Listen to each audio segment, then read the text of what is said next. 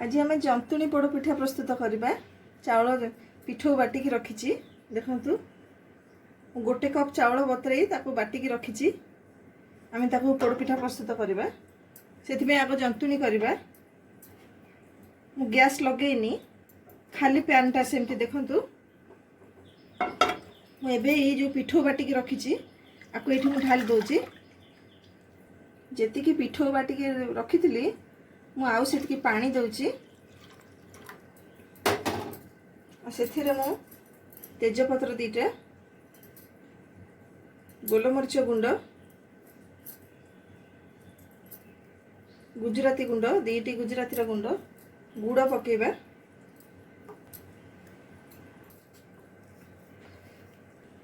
किसी लुण पकेबा गुड़ को आम एमती मिसई देबा। ये गैस ऑफ अच्छी आपको आम भल गोड़े दबा पूरा गुड़ जमी मिसीज पूरा। तापर आम नड़िया पकेबा कटा नड़िया। एबे गैस को ऑन करबा। गैस को ऑन करी आपको आम गोलेबा बारंबार बारंबार न गोलेले ये तले पुणी लगिज। देखु गोले गोले एमती सब आस्ते आस्ते बहलिया होगा आरंभ है। आम कन्स्टांट एमती गोले चलता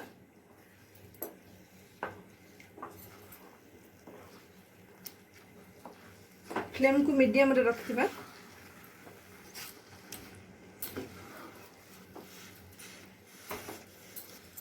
देखो जंतुणी प्रस्तुत हो आसलानी पैन रू छाड़ी जाउची। जंतुणी प्रस्तुत हो जाइए पूरा पूरी पूरा गोल हो जाउची। तथापि आपण किपरि जानबे टिके पानी हाथ हो आपण जंतुणी ऊपर हाथ मारिबे हाथ रे किछि लागबनी। आमे गैस रे बसे प्रस्तुत करवा। मु कड़े बस गरम कर देछि टिके गुआ घिया दे देछि कहीं गुआ घियार स्मेलटा भल आसीबो आउ पिठाटा तले लागबनी। एबे आमे जंतुणी को एथरे दबा। जंतुणी को देई आमे टिके पानी हाथ होई एमे जंतुणी को समान कर दबा।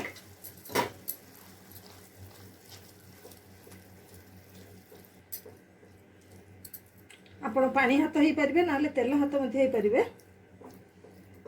एबे आउे आम काजू किशमिश देदेबा। मीडियम फ्लेम रखी आपको एबे आम घोड़े दबा। एबे आपको मु घोड़े देछि या 15-20 मिनट पर देखिबा केमती हेछि। 20 मिनट हे गलानी। एबे आम काढी के देखिबा। देखंतु पूरा सिझी जाइछि। आपको आम उल्टे दबा। एबे तलपट तो नाली हो किंतु आपन गोटे कथा ये कही रखे यही मोर मोटा चतर कड़ी एथिरे मोर छाड़ी जाए पिठा परी मु करे किंतु आपन से भूल करिवेनी।